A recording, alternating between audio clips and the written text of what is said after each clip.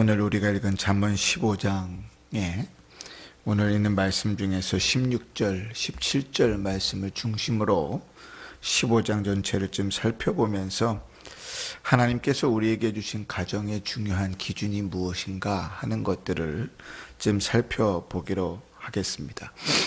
어쩌면 이 말씀은 우리 가정의 가훈으로 삼아도 좋겠다 할 정도로 중요한 말씀입니다. 성경에 뭐가 뭐보다 낫다 이런 표현이 특히 잠언에 19번이나 사용되는데요. 그 31장에 19번 사용됐던 말 중에 오늘 15장에만 2번 기록이 됩니다. 16절에 먼저 보시면 가산이 적어도 여호와를 경외하는 것이 크게 부하고 번뇌하는 것보다 낫다 이렇게 말합니다. 이 말을 다시 쉽게 표현하면 이런 것이죠. 재물을 얻는 것과 여호와를 경외하는 것 둘 중에서 무엇을 선택하겠느냐라고 물을 때 당연히 여호와를 경외하는 일을 선택해야 된다 하는 것이죠. 때로는 하나님 경외하는 일을 포기하고 재물을 선택할 때가 있습니다. 그럴 때마다 모두 실패한다고 말하는 것이 아닙니다. 이제 하나님을 버리고 하나님 경외하기를 내려놓고 재물을 선택하여도 부를 얻게 되는 경우들이 있습니다. 또 때로는 그러한 경우들이 남들을 부럽게 하기도 하지요. 그러나 그렇게 많은 재물을 얻는 것보다 하나님을 경외하는 것이 낫다. 오늘 성경은 그렇게 말하는 것입니다. 재물을 선택하고 하나님을 경외하는 것을 포기했을 때 집에 재물은 많이 쌓일 수 있겠죠. 그 돈은 많이 벌 수 있습니다. 그러나 그것이 우리에게 안식을 줄 것 같지만 그 마음이 편하지 않다. 그렇게 성경은 말합니다. 오늘 16절에 보면 크게 부하고 번뇌하는 것보다 나으니라 이렇게 표현하죠. 그 말은 다시 말하면 그 재물이 우리에게 주는 것이 기쁨과 즐거운 평안이 아니라 번뇌라 근심이라는 것이죠. 그 재물이 없어서 잘 모아지지 않아서 근심거리가 되는 것이 아니라 인간이 워낙 끊임없는 욕심과 탐욕 가운데 있는 자이기 때문에 거기서 만족하지 못하는 것으로부터 오는 근심과 걱정들, 번뇌들입니다. 재물이 없어서가 아니라 재물을 더 가지지 못해서 않는 것들이죠. 나는 그런 게 없습니다. 이렇게 말할지 모르지만 만족이라는 것이 없는 것이죠. 그게 인생입니다. 근데 더 심각한 것은 무엇인가 하면 돈을 만족하지 못하는 것에만 끝나는 것이 아니라 그것이 우리의 영혼의 문제까지 영향을 미친다는 사실이죠. 13절 보시면 마음의 즐거움은 얼굴을 빛나게 하여도 마음의 근심은 심령을 상하게 하느니라. 그래서 우리의 육체의 문제들이 우리의 영혼의 문제까지 영향을 미친다는 사실을 기억해야 되는 것이죠. 자, 그러면 반대로 재물보다 하나님을 경외함을 선택하는 것, 그것이 맞다고 이야기하는데, 그러면 여호와를 경외하는 일이 무엇이 그리 중요한가? 무엇이 우리에게 어떠한 하나님의 보상과 유익을 주는가? 오늘 우리가 읽은 16절에서는 가산이 적어도, 그러니까 가난해도 여호와를 경외하는 것이, 신앙을 지키며 사는 것이 낫다고 말합니다. 그게 뭐가 나을까? 이 땅에서 지지리도 가난하고 먹고 사는 것도 걱정이 될 만큼 힘든 삶이 뭐가 나은가? 오늘 성경이 첫째로 우리에게 소개하는 것은 하나님께서 그를 사랑하신다는 거예요. 이 구절을 보십시다. 악인에게는 여호와께서 미워하셔도 공의를 따라가는 자는 그가 사랑하시느니라. 하나님이 그 백성들을 사랑하지요. 다 사랑하지 않습니까? 그런데 누구를 특히 더 사랑한다고 명확하게 기록하는가? 그 말씀을 따라 사는 자, 주를 경외하며 사는 자, 믿음으로 사는 자를 사랑하신다고요.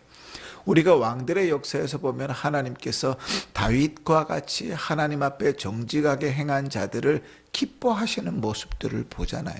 그러니까 성경에 믿음으로 살아가고 하나님을 경외하며 살아가는 자를 하나님께서 미워하신다고 차별하신다고 이야기한 적이 없습니다. 언제나 그를 주님께서 사랑하신다고 말하시고 기뻐하신다고 말씀하시지요. 그런데 우리는요, 스스로 좀 속일 때가 있어요. 겉으로는 대단히 경건한 척, 신앙 있는 척 하면서 사실은 속으로는 딴 생각하고 있을 때가 많거든요. 그런데 하나님이 그 마음까지도 아십니다. 그 마음은 드러나게 되어 있는 것이거든요. 그래서 3절에 보면 이렇게 표현하죠. 여호와의 눈은 어디서든지 악인과 선인을 감찰하시느니라. 하나님께서 우리를 아시고 우리의 필요를 아실 뿐 아니라 하나님을 경외하는 우리의 마음을 아십니다. 그리고 그 경외하는 마음은요, 만천하에 드러납니다. 11절 보십시다. 11절에 보면 스올과 아바돈도 여호와 앞에 드러나가던 하물며 사람의 마음이리요. 그러니까 하나님을 속일 수 없어요. 스스로 나는 속일 수 있습니다. 내가 대단히 경건한 것 같고 내가 대단히 신앙적인 것 같이 나는 스스로 속일 수 있으나 하나님 앞에 드러나지 않는 것이 없으니 하나님을 속일 수 없다. 그러면서 오늘 읽은 15장에는 그런 성도에게 주는 세 가지 특권이 기록되는데, 첫 번째는 무엇인가 하면 하나님께서 물질을 더해 주신다는 거예요. 앞뒤가 잘 안 맞는 것 같죠? 16절 다시 읽어보십시다. 16절 시작. 가산이 적어도 여호와를 경외하는 것이 크게 부하고 번뇌하는 것보다 나으니라, 이렇게 돼 있죠.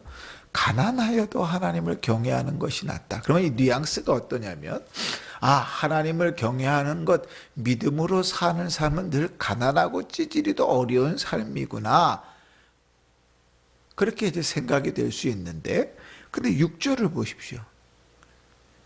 의인의 집에는 많은 보물이 있어도 악인의 소득은 고통이 되느니라. 하나님 의인에게 무엇을 약속하시죠? 부를 약속하시거든요. 중요한 것은 무엇인가 하면, 부가 있어서 하나님을 경외하는 것이 아니라 하나님을 경외했으니 부를 주십시오가 아니라 하나님 앞에 재물보다 하나님을 경외하며 살 때 하나님 그 가정 반드시 책임지신다는, 믿음으로 믿음을 지키면 믿음대로 걸어가려 할 때 하나님 반드시 그 인생을 책임지신다는. 우리의 가장 큰 어려움은 무엇인가 하면 그 믿음을 갖는 것이 어려운 거예요. 하나님 앞에, 하나님 당장 내 자식이 굶어 죽게 생겼는데요, 하나님 당장 지금 오늘 한 끼 먹을 것이 없는데요, 그 앞에서 타협해 나가는 거죠. 늘 그렇게 삽니다. 주의를 내팽개쳐도, 기도하는 일을 내팽개쳐도, 말씀 있는 길을 내팽개쳐도, 믿음으로 사는 길을 좀 내팽개쳐도, 세상 사람들의 방식대로 세상 사람들 사는 대로 그렇게 살아가도 주님 당장 힘들지 않습니까? 하는 그 이야기 앞에 우리는 넘어지는 것이죠. 그러나 하나님 분명히 말씀하시죠. 하나님을 경외하는 자를 하나님께서 실망시켜 보신 적이 없습니다.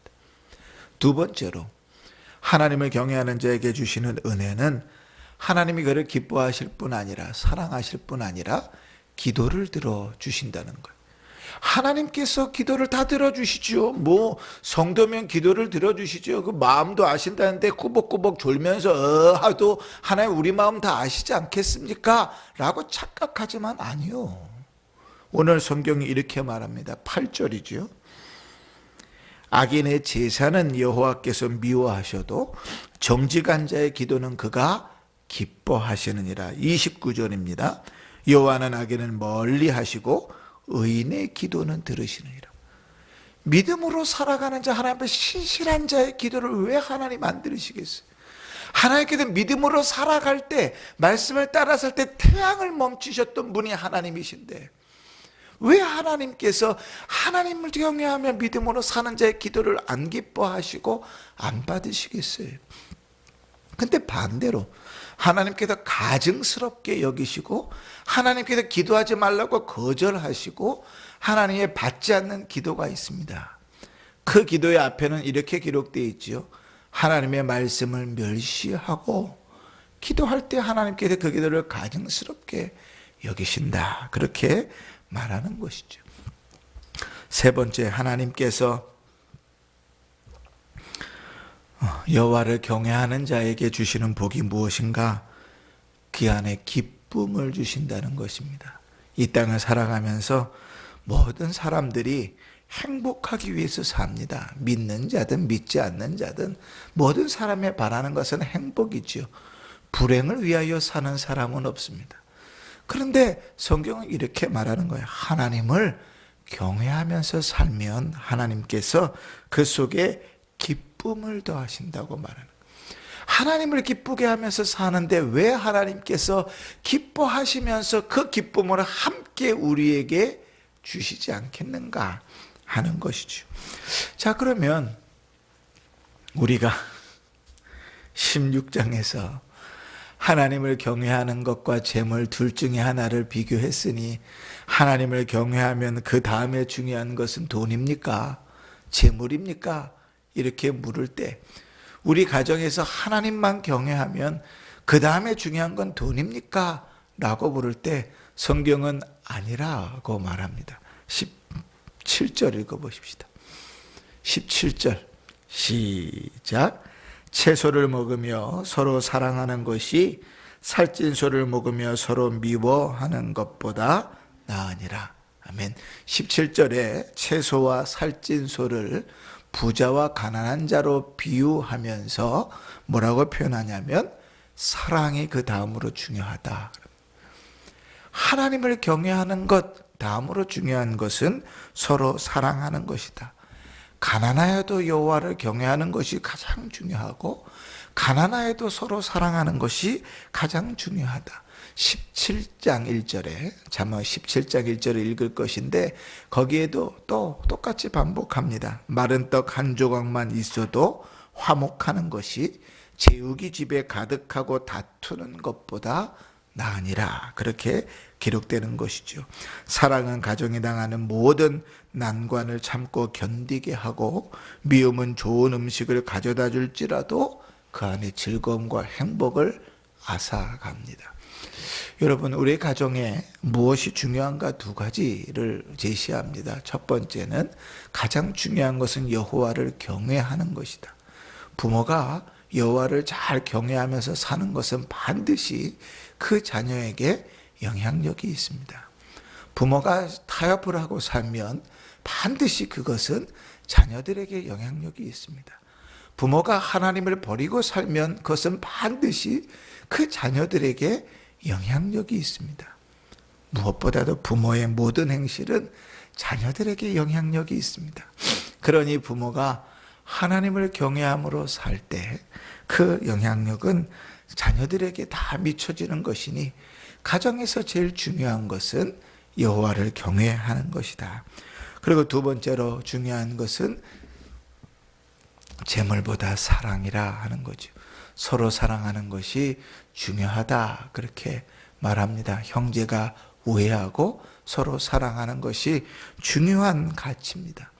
그러고 보면 하나님, 예수님께서 선지자의 강령이라고 말씀하신 두 내용도 역시 똑같죠. 뭐라고 말씀하셨죠? 첫째 되는 계명은 마음을 다하고 뜻을 다하고 힘을 다하여 주 너희 하나님을 사랑하라 하였으니 이것이 첫째 되는 계명이고 둘째는 내 이웃을 내 몸과 같이 사랑하라 하였으니 하나님을 경외하고 이웃을 사랑하는 것, 그것은 성도에게 주어진 본분인 것입니다. 오늘 하루도 우리의 삶 속에서 하나님께서 우리에게 말씀하시는 그 가치가 진정한 가치로 드러날 수 있기를 바라고 오늘도 우리의 가정에서 하나님께서 우리에게 원하시는 그 바람이 우리의 가정 가운데 아름답게 열매 맺기를 주의 이름으로 축원합니다. 아멘.